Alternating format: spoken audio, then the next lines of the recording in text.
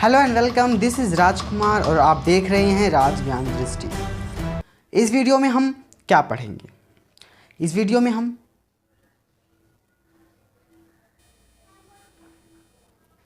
कक्षा 12वीं के हिंदी भाग 3 अभिव्यक्ति और माध्यम के अध्याय 11 कैसे करें कहानी का नाट्य रूपांतरण का अध्ययन इस वीडियो में करेंगे। यानी कि हम कहानी को कैसे नाटक के रूप में लिखते हैं और किन सावधानियों और किन बातों का ध्यान रखना होता है कहानी को एक नाटक में परिवर्तित करते हुए, इसको हम इस अध्याय में समझेंगे। तो आए नारायण प्रसाद बेताब जी की कुछ चंद लाइनों के साथ इस अध्याय को शुरुआत करते हैं।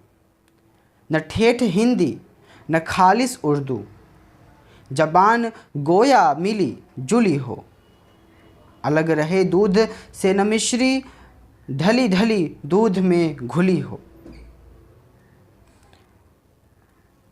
तो नारायण प्रसाद बेताब जी जो कि पारसी थिएटर के मशहूर नाटककार थे, उनकी यह लाइनें। इस वीडियो में हम जानेंगे कि कहानी और नाटक का क्या संबंध होता है और कैसे बनाएं कहानी को नाटक, और नाट्य रूपांतरण की चुनौतियां कौन कौन सी हैं। तो आइए एक नज़र में जान लेते हैं। प्रत्येक कथा में मूलतः एक कहानी होती है, भाषा भी एक जैसी होती है, फिर विधाओं का स्वरूप अलग अलग क्यों?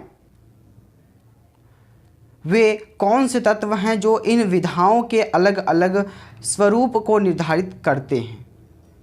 क्या विधा बदलने से वाक्य या काव्य प्रभाव और आस्वाद में भी बदलाव आता है? हमें मेन बात यहाँ पर यह बताई जा रही है कि किसी भी साहित्य में क्या है, एक कहानी होती है, उस कहानी को लेकर हम, और एक भाषा होती है उस कहानी को बताने की। ठीक है, ये दो बातें निर्धारित करती हैं, लेकिन उसको बताने के लिए अलग अलग विधाएं होती हैं। विधाएं मतलब विधियां। जैसे कि हम किसी कहानी को किसी कविता में भी समझ सकते हैं, किसी कहानी को नाटक में समझते हैं, किसी फिल्म सिनेमा में समझते हैं। तो ये जो अलग अलग विधियां हैं, तो कौन सी ऐसी बातें हैं जो इन अलग अलग विधियों को स्वरूप प्रदान करती हैं या इनको अलग बनाती हैं? ठीक है, उसको हम, और इनको समझने का जो अलग अंदाज है, कहानी को हम जब पढ़ते हैं तो कुछ अलग अनुभव होता है, नाटक को देखते हैं तो कुछ अलग अनुभव होता है, सिनेमा में उसी कहानी को हम जब देखेंगे तो कुछ अलग अनुभव होगा।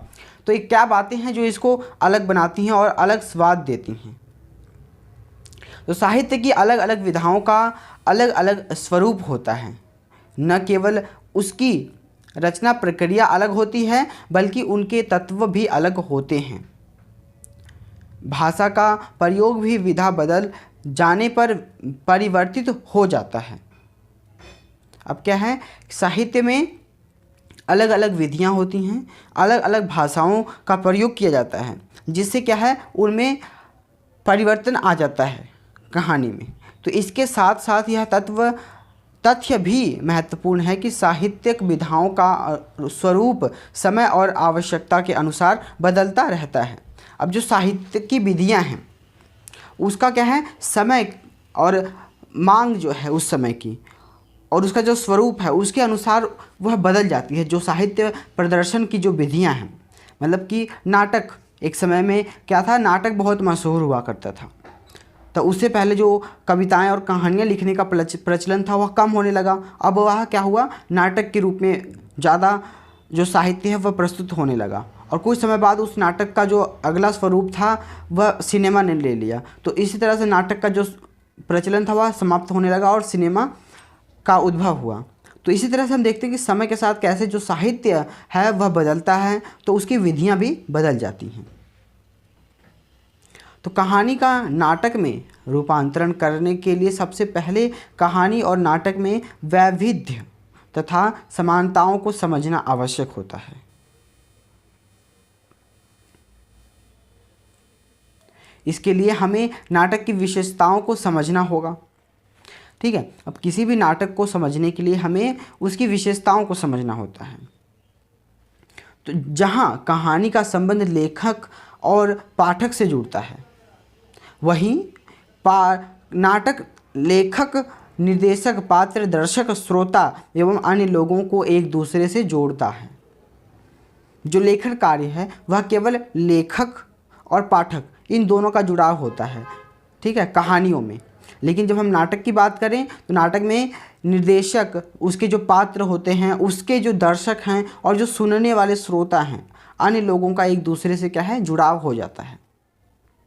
क्योंकि कहानी को सुना नहीं जाता है बल्कि पढ़ा जाता है, तो उसमें श्रोताओं का कोई ध्यान रखा जाए इस बात की चिंता नहीं होती है। उसमें निर्देशक नहीं होते हैं, उसमें पात्र तो होते हैं लेकिन वह पात्र कहानियों के पात्र होते हैं, बल्कि लाइव नहीं आते हैं वो। क्योंकि दृश्य का स्मृतियों से गहरा संबंध होता है। अब जो दृश्य हम देखते हैं, इमेज हम देखते हैं, तो हम इमेज को लंबे समय तक याद कर लेते हैं, याद रखते हैं। लेकिन जब पढ़ी हुई कोई चीज़ हो उसे हम भूल जल्दी जाते हैं। तो नाटक में क्या है, हम दृश्यों को देखते हैं, तो दृश्य यानी नाटक हमें लंबे समय तक याद रह जाते हैं। इसी कारण जो फिल्में हैं देर तक हमें याद रहती हैं। तो यही कारण है कि गोदान, देवदास और उसने कहा था।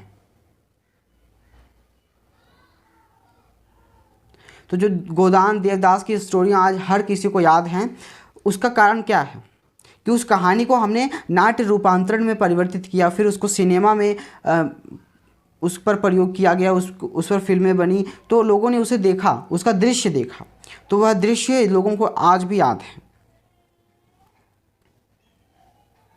तो यह नाट्य रूपांतरण क्या है, कई बार हुए हैं और इनके कई तरीके से भी हुए हैं, ठीक है। जो नाट्य रूपांतरण है, कहानी को नाट्य में बदलना, उसके एक से कई रूप हो सकते हैं, कई बार बदला जा सकता है और हर बार एक नया कुछ निकल कर सामने आता है। तो कहानी कही जाती है या पढ़ी जाती है, तो मंच पर प्रस्तुत किया जाता है। अब कहानी क्या है, या तो पढ़ी जाएगी या सुनाई जाएगी, लेकिन जो नाटक है वह क्या, मंच पर प्रस्तुत किया जाता है, मंच पर एक परफॉर्मेंस करके दिखाई जाती है। तो नाटक को मंच पर अभिनेता अभिनय द्वारा प्रस्तुत करते हैं। उन नाटकों को क्या है, उन कहानी के पात्र अभिनय करके दिखाते हैं, उनको एक्ट करके दिखाते हैं। बल्कि कहानियों में एक्ट नहीं करना पड़ता, बल्कि उस एक्टिंग को लिख दिया जाता है। पढ़ने वाला खुद अपने अनुभव और स्मृति में उस बात को इमेजिन करके समझ लेता है कि हाँ, किस तरह से नाट्य, किस तरह से इस बात को प्रस्तुत किया गया है। लेकिन नाटक में उसको प्रस्तुत करके दिखाना पड़ता है। तो मंच सज्जा होती है। अब मंच को क्या है, बैकग्राउंड जो भी दृश्य है और जो बैकग्राउंड म्यूजिक है, इन सब से क्या है, उस मंच को सजाया जाता है। उसमें संगीत होता है, उसमें प्रकाश की व्यवस्था होती है कि अगर कोई दिन का समय दिखाया जा रहा है तो उसमें दिन का पर्याप्त समय दिखाना चाहिए। रात जैसा कोई माहौल है, रात का कोई सीन है, तो रात का माहौल, रात का जो प्रकाश होता है उस तरीके का प्रकाश बनाया जाता है। तो समानता यह होती है कि कहानी और नाट्य दोनों में ही एक कहानी होती है। अब नाटक और कहानी में मेख और मुख्य समानता क्या है कि नाटक में भी एक कहानी होती है, कहानी में भी एक कहानी होती है, ठीक है। बस कहानी में प्रस्तुतिकरण नहीं होता है, मतलब उसका मंचन नहीं होता है, लेकिन नाटक में उस कहानी का मंचन होता है, मंच पर उसे परफॉर्म करके दिखाया जाता है, उसका प्रस्तुतिकरण होता है पात्रों द्वारा। अब पात्र होते हैं। अब कहानी और नाटक में क्या समानता है कि कहानी में भी एक कहानी में भी एक कहानी, नाटक में भी एक कहानी होती है। अब कहानी में भी और नाटक में भी दोनों में ही एक पात्र होते हैं, दोनों में ही परिवेश होता है और कहानी का क्रमिक विकास होता है, कहानी एक एक करके आगे बढ़ती है दोनों ही बातों में। तो संवाद होते हैं, दोनों में ही संवाद हो सकते हैं, ठीक है। द्वंद्व होता है, चरम उत्कर्ष भी होता है। और इसी तरह हम देखते हैं कि नाटक और कहानी की आत्मा के कुछ मूल तत्व एक ही है, ठीक है। जो नाटक और कहानी है तो इनके जो मूल आधार हैं, मूल बातें हैं, क्या है, एक ही तो हैं।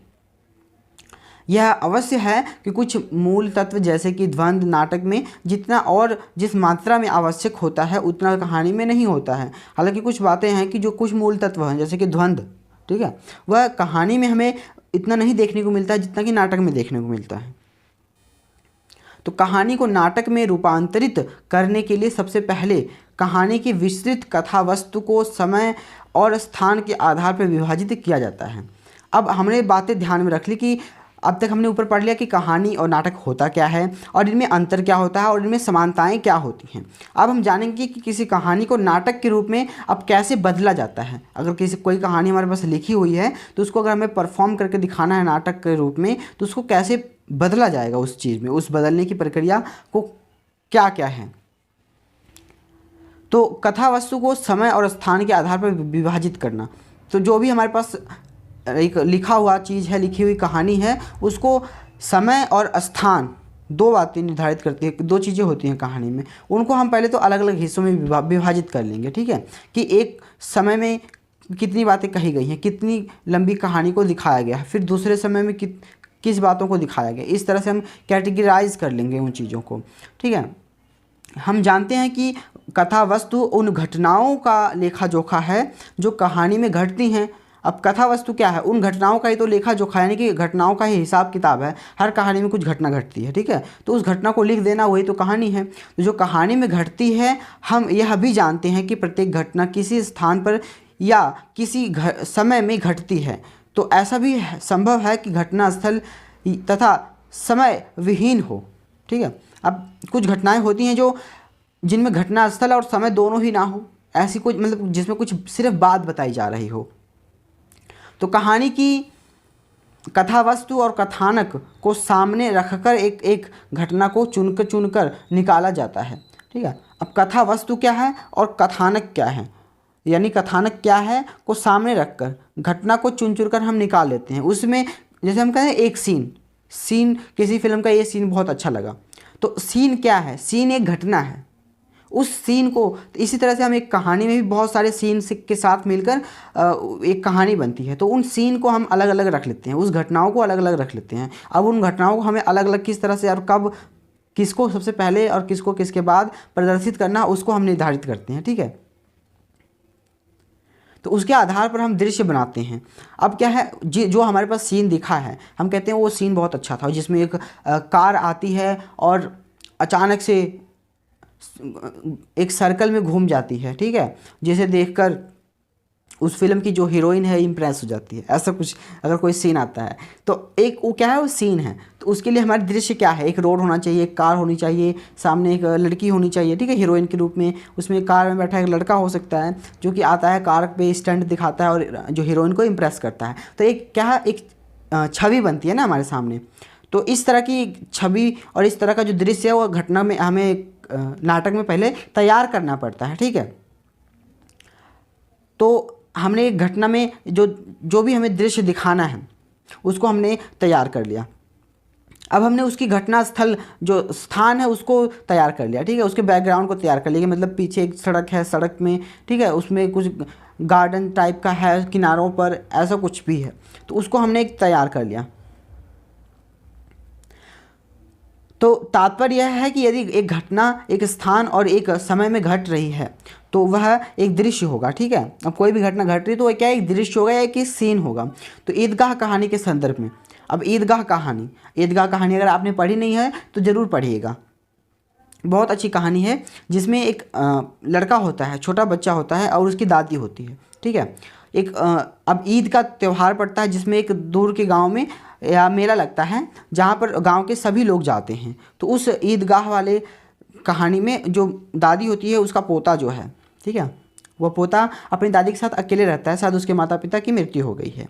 तो वह लड़का मेले में जाता है तो लेकिन उसके पास बहुत सीमित पैसे होते हैं, बहुत कम पैसे होते हैं, जिसमें वह कोई एक ही दो वस्तु खरीद सकता है। ठीक है, तो वह मेले में जाता है तो उसके जो गांव के मित्र होते हैं वो थोड़े से अच्छे घर के होते हैं, उनकी आर्थिक स्थिति अच्छी होती है, तो वह खेल खिलौने खरीदते हैं, खाते पीते हैं। तो लेकिन जो ईदगाह का जो मुख्य पात्र है लड़का है वह क्या है, हामिद जिसका नाम है, वह कुछ न खाता ना पीता है बल्कि हर चीज़ को देखकर उसमें कुछ कमी निकालने का प्रयास करता है और अपने आप को दिलासा देता है। और बाद में फिर लास्ट में जाकर एक चिमटा खरीदता है। ठीक है, चिमटा जिसे रोटी पलटी जाती है।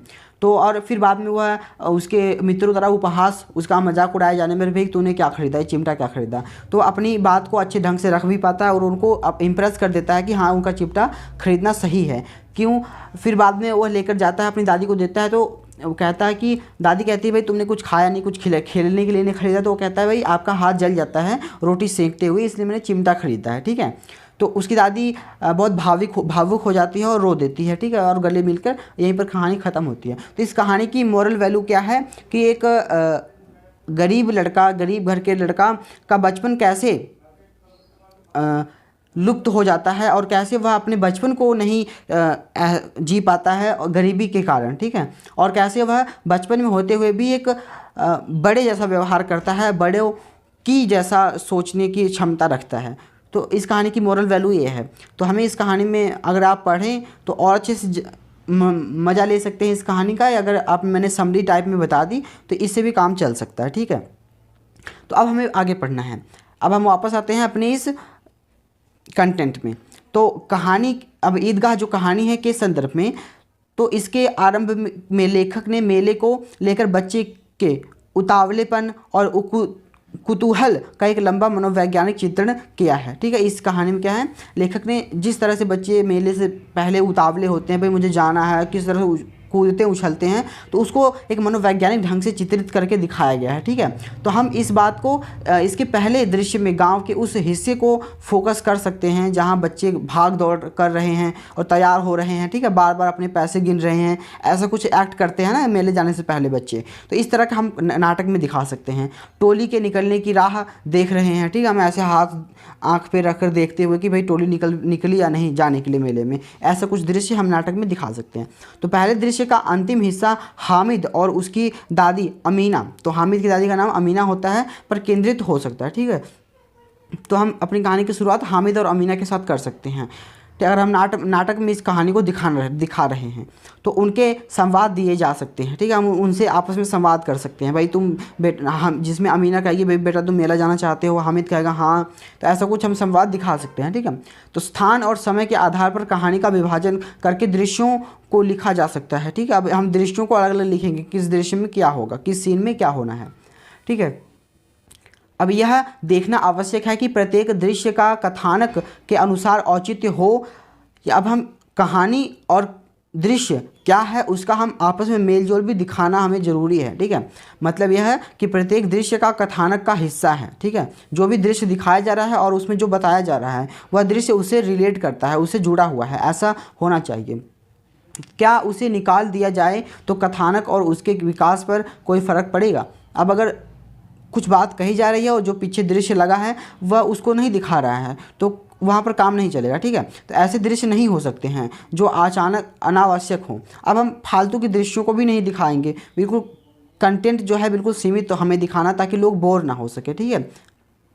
और नाटक की जो गति है उसमें बाधा ना उत्पन्न हो और लोग उबाऊ महसूस ना करें। तो यह भी ध्यान रखना चाहिए कि प्रत्येक दृश्य का कथानुसार तार्किक विकास हो रहा है, ठीक है। अब जो दृश्य आगे से आगे बढ़ रहे हैं उनका क्या है, तर्कपूर्ण विकास हो रहा है। ये नहीं कि कोई पहले तो मर गया और फिर बाद में हमने उसे जिंदा कर दिया, कोई बात उसकी रहेगी कहने को, हमने फिर मरने के बाद उसको हमने जिंदा करके फिर उसकी बात को रखा, तो ये अजीब सा लगेगा ना, उटपटा सा लगेगा, क्योंकि कोई बात ही हमने पहले दिखा दिया और मर गया और फिर बाद में आकर कुछ और बात कह रहा है। तो ऐसा नहीं है, पहले हमने उसकी जो भी डायलॉग्स रहते हैं उसकी डायलॉग्स को बुलवा लिया और उसके बाद जो मरने का सीन है वो हम आखिरी में रखेंगे, क्योंकि मरने के बाद तो कोई व्यक्ति आता नहीं है ना। तो ये तर्क है, तो तर्क के अनुसार हम अपनी बात तो अपने दृश्यों को रखेंगे, ठीक है। तो इस बात का भी ध्यान रखना होता है। अब यह सुनिश्चित करने के लिए दृश्य विशेष के उद्देश्य को उसकी संरचना पर विचार आवश्यक है, ठीक है। और प्रत्येक दृश्य एक बिंदु से प्रारंभ होगा, कथानुसार अपनी आवश्यकता पूरी करता है और उसका ऐसा अंत होता है जो उसे अगले दृश्य से जोड़ता है, ठीक है। अब हमें इस बात का भी ध्यान रखना है कि हमारा जो पहला सीन है उसका जो अंत है, उसका जो आखिरी कुछ डायलॉग्स हैं या आखिरी कुछ बातें हैं वह हमारे जो अगला सीन है, दूसरा सीन है, उससे रिलेट कर जाए, यानी कि पता ही लगे कि दर्शकों को कि कब पहला सीन खत्म हुआ और दूसरा शुरू हो गया, उसमें आपस में जुड़ाव रहना चाहिए, ठीक है। अब इसलिए दृश्य का पूरा विवरण तैयार किया जाना चाहिए और कहीं ऐसा ना हो कि दृश्य में कोई आवश्यक जानकारी छूट जाए। अब ऐसा भी नहीं होना चाहिए कि कोई बहुत इंपॉर्टेंट इन्फॉर्मेशन है, आवश्यक जानकारी है, उसे हम छोड़ दें, ऐसा भी नहीं करना है। तो उसका क्रम बिगड़ जाए, अब उसका जो क्रम है वह बिगड़ जाए, उसे ध्यान में रखना है। इस प्रकार हम देखते हैं कि नाटक ही में नहीं बल्कि नाटक के प्रत्येक दृश्य में प्रारंभ, मध्य और अंत होता है। अब नाटक को भी हम 3 हिस्सों में बांट सकते हैं, जिसमें उसका प्रारंभ होता है, ठीक है, मध्य होता है और अंत होता है। कोई कहानी, कोई नाटक है तो उसकी शुरुआत तो कहीं से तो होगी और उसका मेन कंटेंट जो है मध्य है वो भी तो कुछ होगा, और आखिर में उस कहानी या नाटक का अंत कैसे होता है वह भी बात होती है। तो ये तीनों बातें होती हैं किसी नाटक में। तो दृश्य कई काम एक साथ कर सकता है। जो दृश्य है एक काम को कई काम एक साथ करता है। जो दृश्य है कई बातें बताता है एक ही समय में, ठीक है। और एक और वह कथानक को आगे बढ़ाता है तो दूसरी ओर पात्रों को, परिवेश को संवादों के माध्यम से स्थापित करता है। अब कहानी हमारी धीरे धीरे आगे बढ़ती है दृश्यों के माध्यम से, और जो पात्र हैं उनको क्या है, एक परिवेश देता है और संवाद करने का माध्यम जो है स्थापित करता रहता है। तो इसके साथ दृश्य अगले दृश्य के लिए भूमिका भी तैयार कर देते हैं। अब जो दृश्य है, अगले दृश्य, अगला सीन क्या होगा उसके लिए भी जो भूमिका है वह तैयार करते जाते हैं, ठीक है। तो अब ऐसा हो सकता है कि कुछ ऐसे दृश्य बनते हों जिनमें लेखक ने केवल विवरण दिया हो, ठीक है। अब ऐसा हो सकता है कि कुछ ऐसे दृश्य हों जिसमें लेखक ने सिर्फ विवरण ही बताया हो, उसमें कोई संवाद ना हो। अब उसमें कोई बात ही नहीं कर रहा है, कोई भी पात्र बात नहीं कर रहा आपस में, बल्कि सिर्फ लेखक द्वारा विवरण दिया जा रहा है उस दृश्य का। तो अब ऐसे दृश्यों का भी पूरा खाका तैयार कर लेना चाहिए, ठीक है। जहाँ पर कोई चर्चा ही नहीं हो रहा है, हमें सिर्फ दृश्य दिखाकर लोगों को कुछ बताना है, तो वह कैसे दिखाएंगे, नाटक में कैसे दिखाएंगे, एक चुनौती होती है यह। तो आवश्यक होना चाहिए कि जानकारियाँ, सूचनाएँ और घटनाएँ दोहराई न जाएँ। अब नाटक में हमें यह भी ध्यान रखना होता है कि कोई भी बात हम एक बार से ज़्यादा ना बताएं। अगर ज़रूरी नहीं है तो उस जानकारी को हमें बार बार दोहराना नहीं है, ठीक है, क्योंकि हमारे पास टाइम ख़त्म होगा, हमारे पास समय जो हमारा बर्बाद जाएगा। लोग एक ही चीज़ को दोबारा देखेंगे तो उबाऊ लगने लगेगा उनको, वह कहेंगे ये क्या दोबारा एक ही चीज़ को, ठीक है। ऐसे चीज़ों से हमें बचना चाहिए नाटक में। तो दृश्य निर्धारित करने के बाद दृश्यों और मूल कहानी को पढ़ने से यह अनुमान लग सकता है कि मूल कहानी में ऐसा क्या है जो दृश्यों में नहीं है, ठीक है। तो अब दृश्य निर्धारित करने के बाद अब हमें दृश्यों और जो मूल कहानी है उसको पढ़ने से अनुमान लगाना चाहिए कि कहानी में ऐसा क्या है जो कि दृश्यों में नहीं दिखाया जा सका, ठीक है। तो लेखक द्वारा परिवेश का विवरण या परिस्थितियों पर टिप्पणियां प्रायः दृश्यों में नहीं ढल सकती हैं। अब कोई अगर परिवेश पर विवरण दिया जा रहा है, परिवेश का या परिस्थितियों का वर्णन जब किया जा रहा है, तो उस परिस्थिति को हम कैसे दिखा पाएंगे, ठीक है। अगर कोई डर का माहौल है तो डर के माहौल को दृश्यों में दिखा पाना थोड़ा मुश्किल लगता है, ठीक है। यह देखना आवश्यक है कि परिस्थिति, परिवेश, पात्र, कथानक से संबंधित विवरणात्मक टिप्पणियाँ किस प्रकार की हैं। अब इन बातों को टिप्पणियाँ कैसे निर्धारित करती है कि उनको दिखाया जा सकता है दृश्यों में या नहीं, तो उस पर निर्धारित करता है कि जो उसका परिवेश है, और उसके जो पात्र हैं और जो कथानक है और जो विवरणात्मक टिप्पणी है वह किस प्रकार की, यह भी निर्धारित करता है कि उसको दृश्यों में दिखाया जा सकता है या नहीं। तो विभिन्न प्रकार के विवरणों को नाटक में स्थान देने के अलग अलग तरीके हैं। कोई विवरण है उसको नाटक में ज़रूरी नहीं कि हम उसी समय दिखाएंगे जब मूल कहानी में जिस समय उसको दिखाया गया है, बल्कि हम उसके जब नाटक में जो उसका उचित स्थान होगा उस स्थान पर उसको दिखाएंगे। तो उदाहरण के लिए विवरणात्मक टिप्पणी यदि परिवेश के बारे में है तो उसे मंच सज्जा के अंतर्गत लिया जा सकता है। अब हम कोई विवरण, कहानी में तो विवरण दिया गया है लेकिन हम नाटक में विवरण थोड़ी बताएंगे, कहानी में तो हम दृश्य के माध्यम से दिखाएंगे ना, तो हम उसको क्या है मंच को उस रूप में, उस माहौल में सजा देंगे इस तरह से कि लोगों को खुद ब खुद वह दृश्य देखकर समझ में आ जाए कि हाँ किस दृश्य की बात की जा रही है, ठीक है। हमें उसमें बताने की ज़रूरत नहीं, लोग उस दृश्य को देखकर समझ जाएंगे। या पार्श्व संगीत के माध्यम से हम भी इस बात को बता सकते हैं, ठीक है, जो पीछे से म्यूजिक बजता है। अब हमें किसी डरावना सीन दिखाना है तो अब अगर कहानी में तो लिखा है कि बहुत डरते हुए वह वहाँ पर घूम रहे थे, अब हम नाटक में कैसे दिखाएंगे, नाटक में कोई घूम रहा है उसको डर रहा है या नहीं कैसे दिखाएंगे। तो हम पीछे से एक भूतिया टाइप का कुछ गुफा का जो सजावट है वो कर देंगे, अंधेरा कर देंगे, पीछे से हु हा की जो भी म्यूजिक आते हैं उसको दिखाएंगे, तो इससे पता लगेगा कि जो पात्र है वह डर रहा है। ठीक है, तो इन माध्यमों से हम जो पात्र जिसे संगीत बैकग्राउंड म्यूजिक कहते हैं, या मंच की सज्जा यानी कि जो प्लेटफॉर्म है उसको सजा धजा कर उसकी डेकोरेशन करके भी इन बातों को हम दिखा सकते हैं। तो विवरण यदि पात्रों के बारे में है तो उन्हें संवादों के माध्यम से निर्धारित दृश्यों में उचित स्थान पर दिया जा सकता है। ठीक है, अब किसी पात्र के बारे में कोई विवरण दिया गया है तो कहानी में बड़े आसानी से विवरण दिया जा सकता है, लेकिन जब हम नाटक करते हैं तो उसमें हम किसी पात्र का विवरण कैसे दे सकते हैं, तो उसमें हम आपस में बातचीत के दौरान दिखा सकते हैं। यानी अगर सामने वाले को मोटा बताना है तो जो दूसरा पात्र होगा उसे कहेगा भाई तू तो मोटा है, वह मोटे, या ठीक है, या हाथी जैसे शरीर वाले। ठीक है, तो इस विवरणों को हम बोलकर संवाद में बता सकते हैं। ठीक है, तो कहने का तात्पर्य यह है कि कहानी में व्यक्त महत्वपूर्ण सूत्र नाटक के स्वरूप के अनुसार अपनी जगह निर्धारित कर लेते हैं। अब नाटक में ये बातें निर्धारित करती हैं कि जो महत्वपूर्ण तत्व हैं, जो व्यक्त महत्वपूर्ण सूत्र और नाटक क्या है, उनको अपनी जगह पर निर्धारित स्थान दे दिया जाता है। दृश्य निर्धारित हो जाने पर यह अनुमान लगाया जा सकता है कि दृश्य की सभी आवश्यकताओं को पूरा करने वाले तथा दृश्य के क्रमिक विकास को सुनिश्चित करने के लिए पर्याप्त संवाद है या नहीं।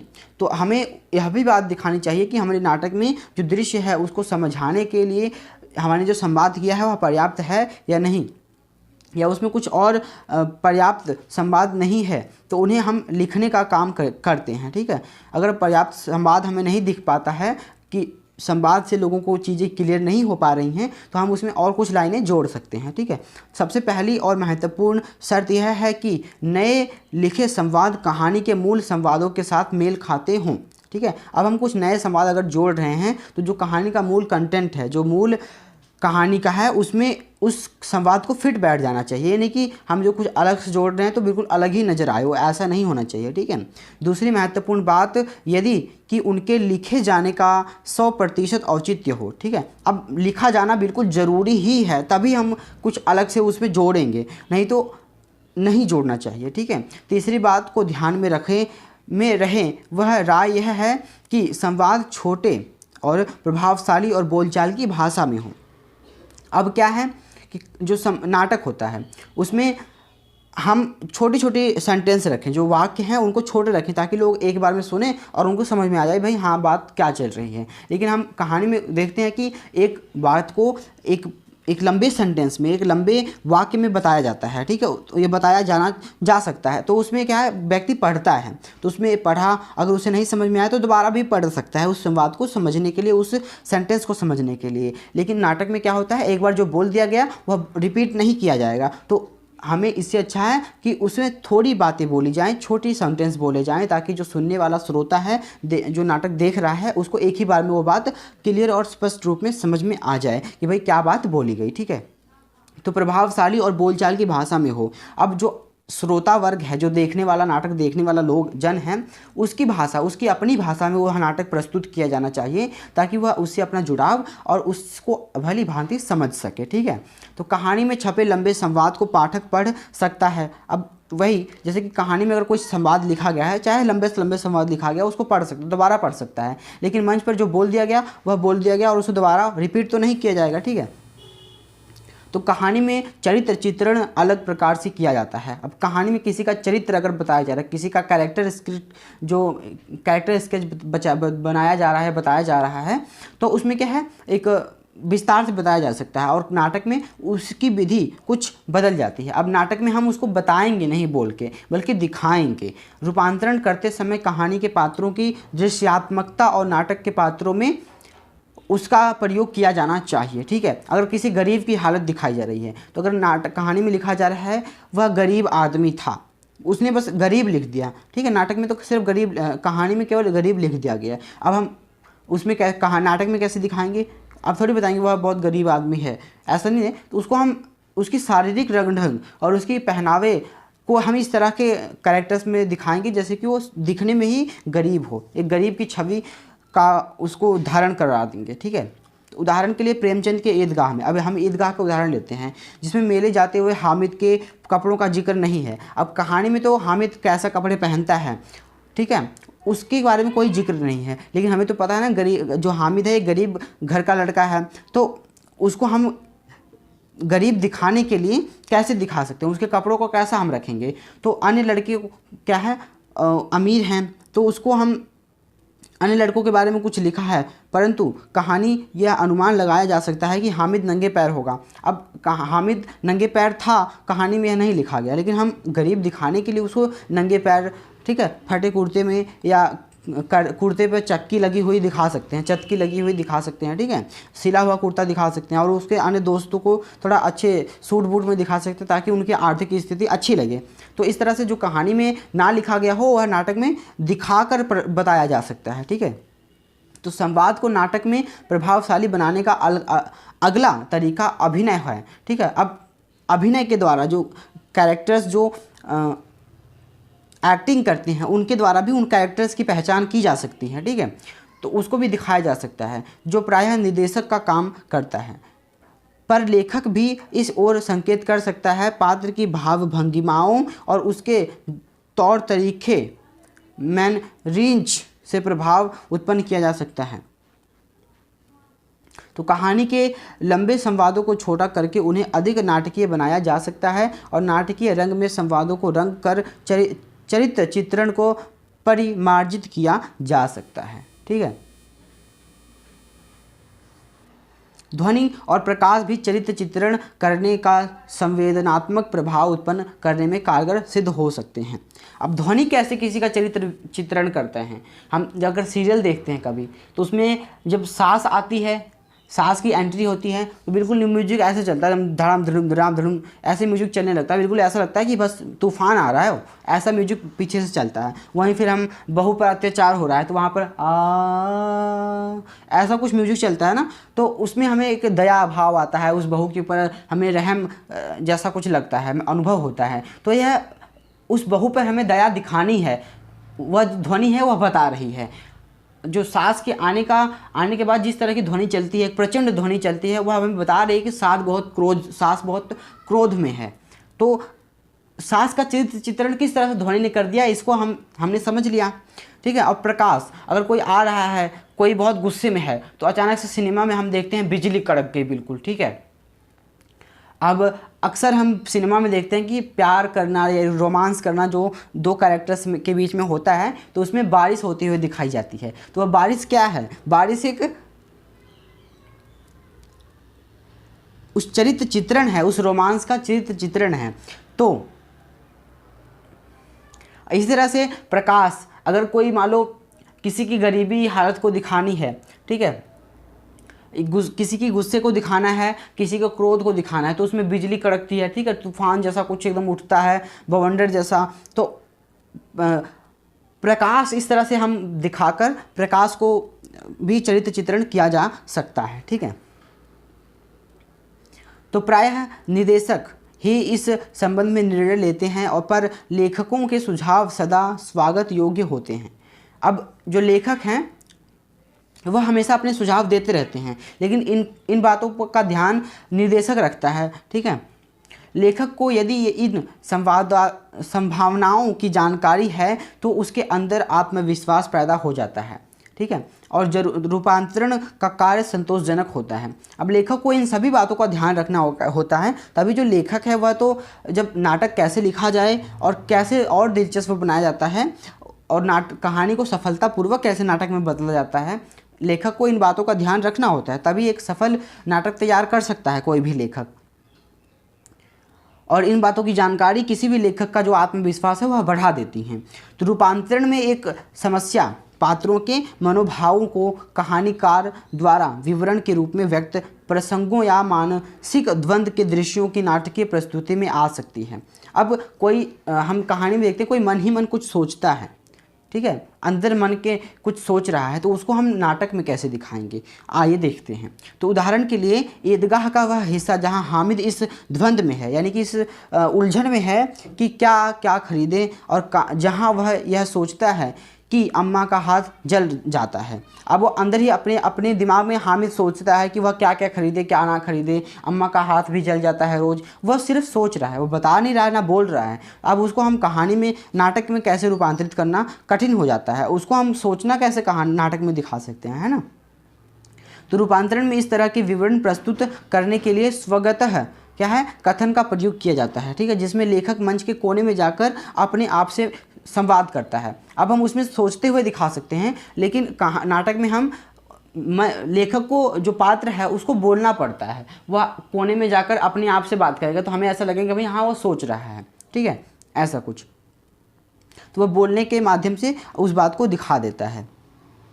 इसी तरह से हम अम्मा के बारे में जब वो सोचता है कि अम्मा का हाथ जल जाता है, तो इस तरह की बातों को हम फ्लैशबैक शैली का जो प्रयोग करके उसे दिखा देते हैं, ठीक है। और इसी प्रकार हामिद की जो ललचाई आंखों होठों पर जीभ फेरने और बाद में भारी कदमों के से दुकान से दूर जाने का दृश्य भी दिखा सकते हैं। जैसे जो जीभ फेरना, होठों पर आँख को ललचाई आँखों से देखना, वो दिखा सकते हैं कि वो मिठाई खरीदना चाहता है, खिलौने खरीदना चाहता है, लेकिन फिर भी उसको अम्मा का याद आता है कि अम्मा के हाथ जल जाते हैं रोटी सेकते हुए। तो वह फिर वह उसे जो मिठाइयों को खिलौनों को त्याग देता है, वह खरीदने से मना कर देता है, तो उसे हम भागते हुए दिखा सकते हैं कि दुकान छोड़कर कैसे भाग रहा है वह, ठीक है। तो इन माध्यमों से हम किसी भावनात्मक चीज़ों को दिखा सकते हैं, ठीक है, एक्शन करके।